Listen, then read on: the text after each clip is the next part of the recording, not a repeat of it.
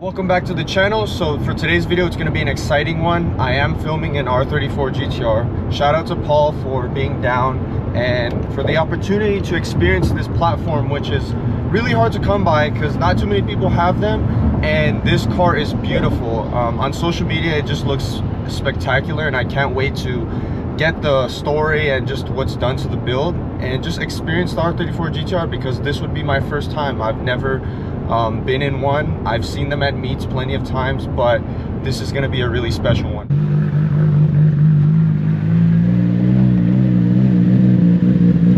Why don't you introduce yourself and your car to the viewers? How's it going? My name's Paul. This is my 1999 Nissan Skyline R34 GTR V-Spec. So why don't you talk about the whole process on getting this car, and then also why you chose the R34 platform? Why I got the car is basically, I guess any 34 owner can say the same thing. It's one of those things where it's kind of like a dream car, I guess, when you're little. It was my computer desktop background picture from when I was in high school. Yeah. Back then, I didn't really know about the technical aspects of it. I just liked the way that it looked. It's one of those cars where you think about all the time. It's just like, oh man, I really want that car. Not to mention they didn't make them in the States.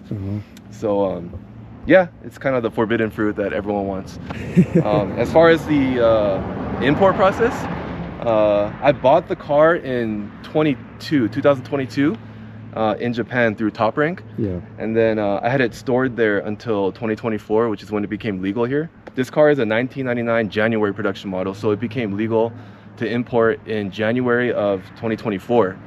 So they shipped it out January of 2024, and it arrived in America in February of 24. Nice. So yeah, I mean, I bought it. It was in Japan for about 2 years, and then it shipped over here. So that was kind of a crappy wait, but had to be done right to get it done properly, to get it done legally. Of course. Yeah. Of course. So that was kind of the import process. Let's see underneath the hood. So let's do the fun part now. Let's do the full build breakdown and walk around of the R34 GTR. Okay, so there's kind of a lot of stuff here, man. I basically tried as much as I can to get the whole Nismo catalog and just stuff it into this car. So you're gonna see a lot of Nismo here and there.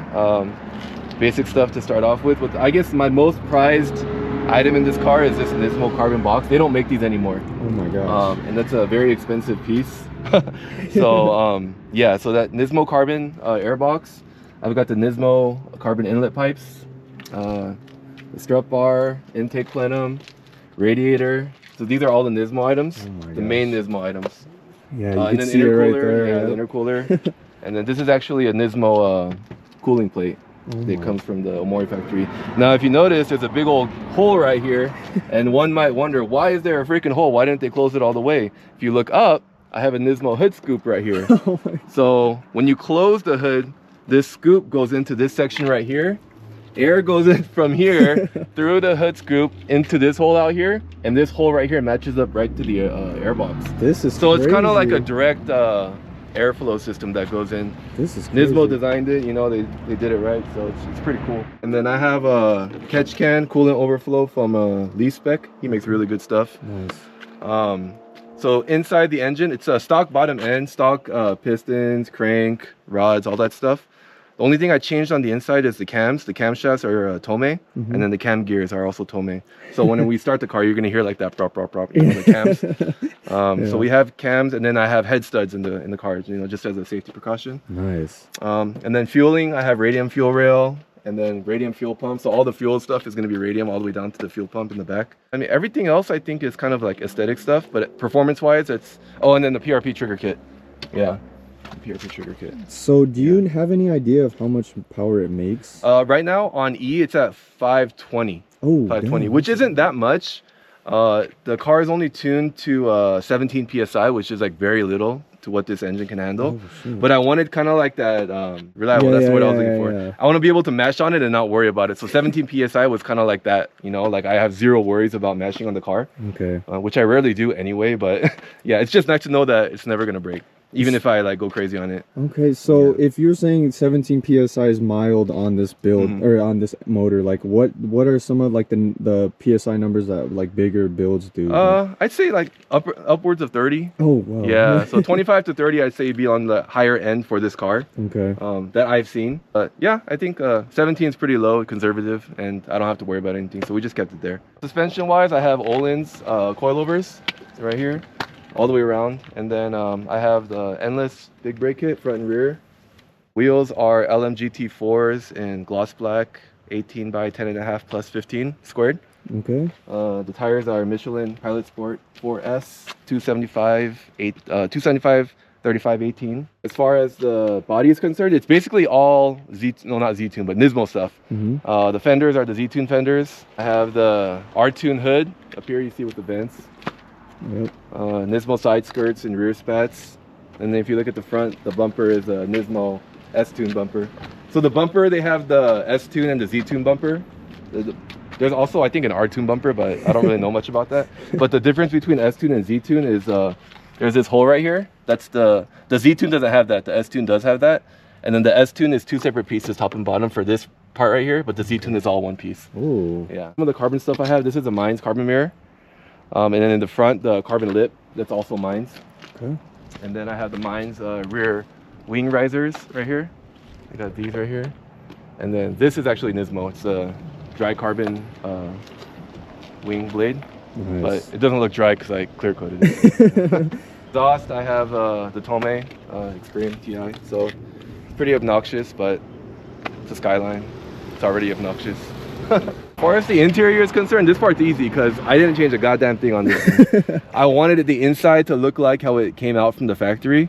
So the only thing different in this car on the interior is actually that Haltech gauge, the pod gauge right there. The only reason I got that was because of all the stuff I did to the car. Oh, by the way, I'm running Haltech ECU. So Haltech ECU and all the sensors. So I wanted all that information to be able to see. And I didn't want to get like a A-pillar thing. I think in my opinion only, it looks kind of tacky having a bunch of gauges here. So I kind of wanted something a little bit out of sight. So that's the only one that I could really find that they make for this car. Okay. So I got that. But outside of that, everything else is like totally OEM. I don't even have a head unit in this thing. My wife actually got me this cassette player because there's a cassette thing, but this is a Bluetooth cassette player. Oh, no so way. I can hear music from my phone through this. Okay. Through the cassette player through Bluetooth. It's pretty cool. I didn't even know they did man. that. I didn't know either. She got it for me. Yeah. But so pretty much stock interior besides 100% that. stock. Yeah, stock besides the Haltech gauge. Okay, Yeah. okay, nice. And this is his at. Yeah. It's starting to fade a little. Yeah, it's starting to fade a little, but you know. I'll have it all in the description and GTR. stuff like that. Is this also? This is also like a Nismo thing? Yeah, so this is another little. It's not even. I don't think it's real carbon. It is real Nismo, but I don't know if it's real carbon. I don't know. Okay. Yeah, because the piece is really thin. What would be your future plans with the GTR? So I have a few parts saved up now. I have one last thing I'm waiting for, but I'm doing another build on this car. So it's a 2.6 right now, just basically a stock motor. Yeah. We're doing a 2.8 stroker kit. Oh wow. And then we're going HKS VCAM step 2. So the 2.8 stroker kit on top of the VCAM step 2. And then so I'm gonna have to do some things with the fueling to kind of make it match, you know, new injectors, stuff like that. But the VCAM and the 2.8 is going to be probably the next thing that I do to this car. We got to pull the whole motor out and everything. How much power is the 2.8 gonna make? After it's all said and done, I'm guessing it's probably going to make close to 700. Oh shit. I think that's the kind of like the sweet spot for like if you're going to fix up these cars, like, you know, I think that's kind of like the sweet spot. If I went with the single turbo, I could probably make more power. Yeah. But I wanted to stay true to the Skyline heritage and stick with the twins. Not to mention, I have this carbon box that is so sought after. And if I get a single turbo, I can't use this box anymore. Oh man. So I decided to stick with the twins. The twin turbos is probably going to be the restricting factor with all the mods I'm going to have done to this car to make big power. But yeah, like I said, I have twin turbos. Oh, back on the engine stuff, I did upgrade the turbos to Garrett's. Okay. So that was another upgrade that I did. True. Okay, Yeah, I'm not running the stock turbos anymore. For sure. But yeah, so it's going to be the stroker kit and then the VCAM. So we're going to have to pull the whole motor out and do all that again. But it's going to be fun. Should be done in a couple of months. If someone's in the market for an R34 GTR, what kind of advice would you give them? Surprisingly, this is a question I get kind of often. Yeah. Just because I have one. But it's never an easy answer, you know. I'm not by any means rich. Yeah. Don't get me wrong, you know what I mean? Like, just because I have this car doesn't mean I'm rich.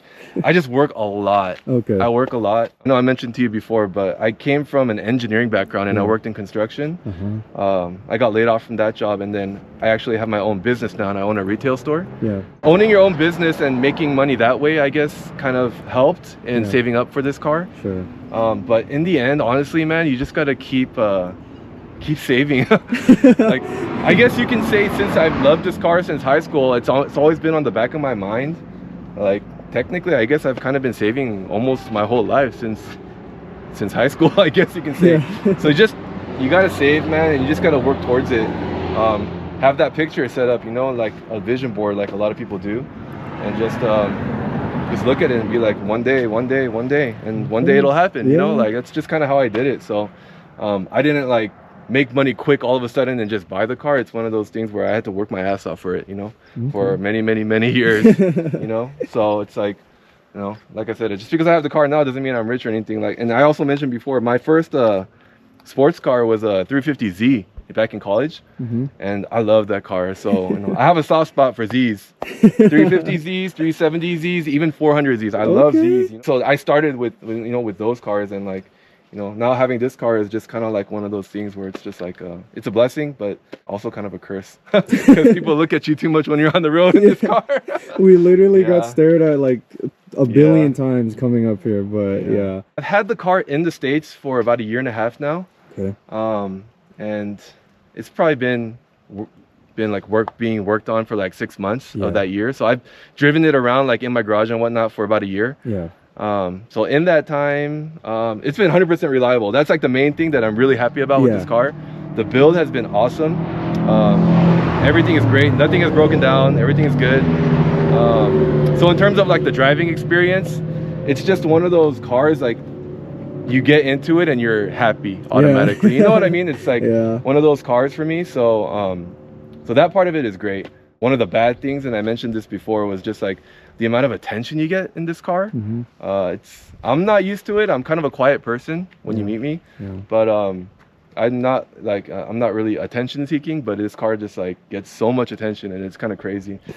Funny story, the first day I picked up the car from the dealership, I was driving and there was a guy on the freeway with me. He literally put his car in cruise control, and he was outside of the car, like his entire body, taking pictures of the car. And then right when that happened, I knew, like, from then on, I was like, okay, this car is going to be an issue when it comes to getting attention. Yeah. But, you know, it's just like, it kind of comes with the territory. I kind of learned to deal with it. But I guess if I had to say anything bad about it, it's just the amount of attention it gets on the road. Good attention and bad attention. Maintenance, honestly, it's just oil changes, man. It's like any other car. Yeah. I just, I don't really do much to it. I mean, not because I don't really drive it. So I've owned it for about 1.5 years now, and I've probably put about maybe like 3,000 to 4,000 miles on it. Okay, not too bad. Not too bad. I mean, it's kind of a lot just because that's the first time I've had the car here, and I'm sure it's going to get less and less as time goes on, just because I'm not going to have time to drive it, or it's like, you know, I'm just not going to drive it as much. But I've driven it about 3,000 miles so far, and I've done one oil change on it so far. So aside from like oil change and like the filters and whatnot, it's just like any other car, man. Just keep an eye on the tires, no check engine lights, nothing like that. So 100% reliable.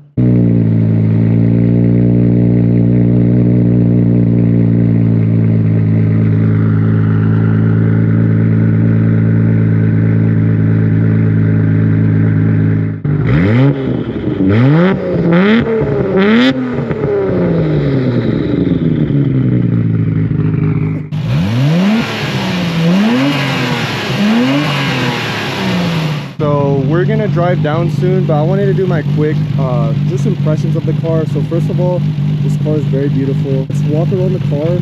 Not only does it have mostly, or basically all the Nismo parts, which you can see from the intercooler, and it's a big staple piece on what catches the eye in the front end. But like, he has a lot of rare pieces, like he was saying, like the Nismo airbox and all that. So this is a really cool build, even has the wheels and all that. Yeah, this car is crazy. He actually said I could drive it down, which is wild. I'm kind of nervous because that's the right-hand drive, but yeah, this car looks really good.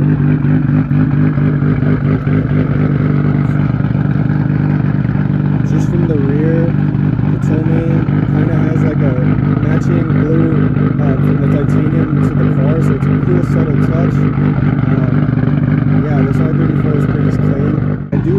it's mostly the Nismo catalog, because that kind of keeps it close to like original spec. And I also really enjoy that the interior is mostly untouched besides the gauge.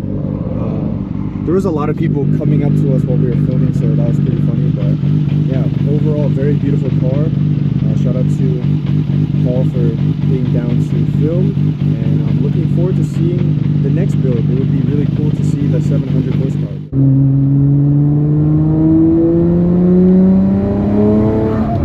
Hold on, he's turning.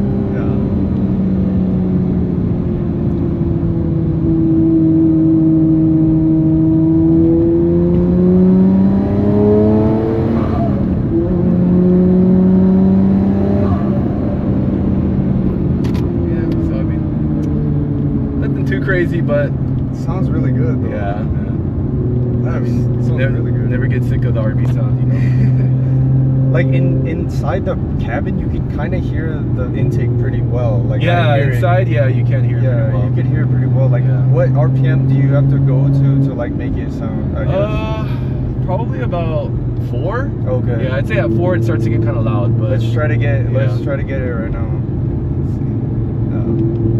You don't have to do it cool. Just like let's get some intake sound.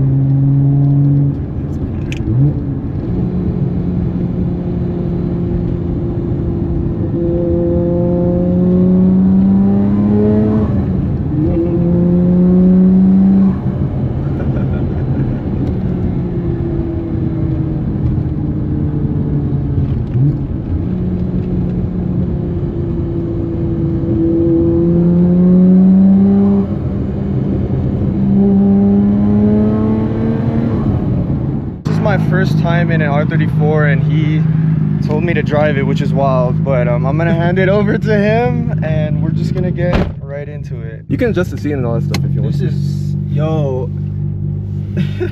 this is weird. So yeah, it's everything saying 1, 2, 3, like the positioning's all the same. yeah, it is. Yeah, But like, I've never driven a friggin' the only thing you might want to be aware of is because you're sitting on the right side now, yeah, you're gonna tend to drift to the right or the left. You might start drifting to the left. I don't know, one of the Okay, ways. You're well, gonna start we're drifting. gonna, Just be cognizant of where you are in the lane, right? Okay, so okay. aside from that, yeah, you should be good. So you said high point on this? Right? Yeah, it's gonna be high. Yeah, good. I see. Yeah. Sick. I need to get used to like where. Yeah, yeah. Okay. Was that into second or that was third? You're in third now. Okay. Okay. Yeah. Yeah. It's still kind of strange driving with a left hand. Like, I'm not gonna lie, but this car is amazing. It sounds really good. It's trippy seeing it in kilometers and stuff like that, but yeah. Oh, I see what you're saying. I am drifting a little bit to the left. Yeah. Let me try to stay in the middle. Yeah. See, you have a tend to go more Yeah, because it's like, normally 'cause you're my sitting eyes, here. yeah, this is normally you're weird. sitting here. What the heck? Okay. Yeah, I see what you're saying. Yeah. These brakes are sensitive. Endless, man. Yeah, these are sensitive. Yeah. Oh my gosh. Well, thanks again for letting me drive. Dude, man, anytime. You gotta, I mean, that's a lot of trust. So, and we just met today. Yeah. I mean, we talked on social media a little bit. It's just a car, man. Enjoy it. Yeah, Yeah. I'm getting used to these brakes, man. Yeah. What the heck? You're good.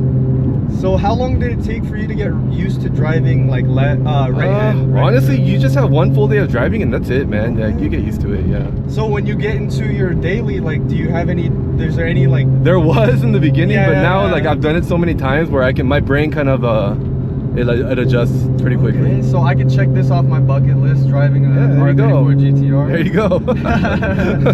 We're in ACH right now, so if you guys were wondering where we're filming, it's ACH. There's a lot of people up here right now, and there were a lot of people staring, but that's what you get with this car, right? It's like Fast and Furious really put these cars like on the map in terms of popularity. But yeah, I'm gonna stay in either third or fourth. Yeah, you're good.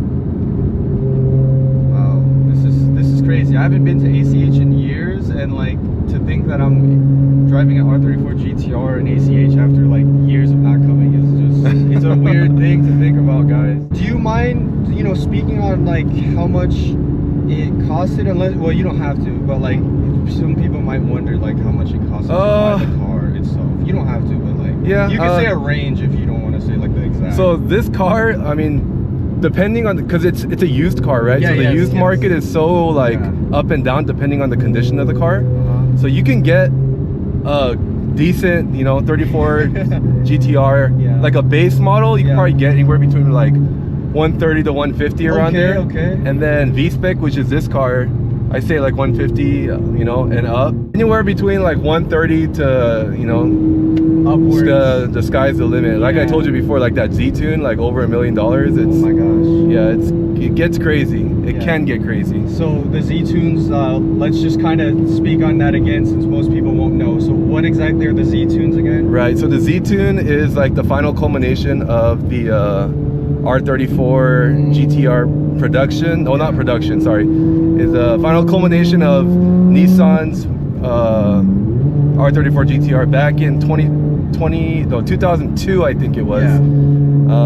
They stopped production of this car, and then they wanted to do like a final run. So they bought close to like 20, I think, 34 GTRs off of current owners in Japan that had the car. So Nissan bought the car off of them, and they basically upgraded it. Nice downshift. I'm getting more comfortable. Yeah, guys. there you go. Yeah. If I'm looking kind of nervous, it's because I am.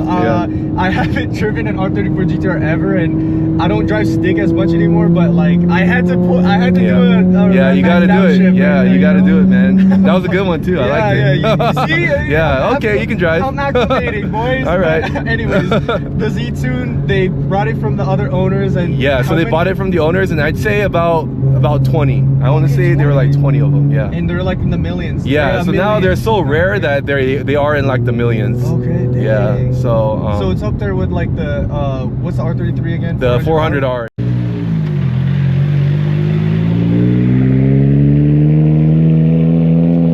I've been saving up. Oh shit. Let's do that again. Yeah.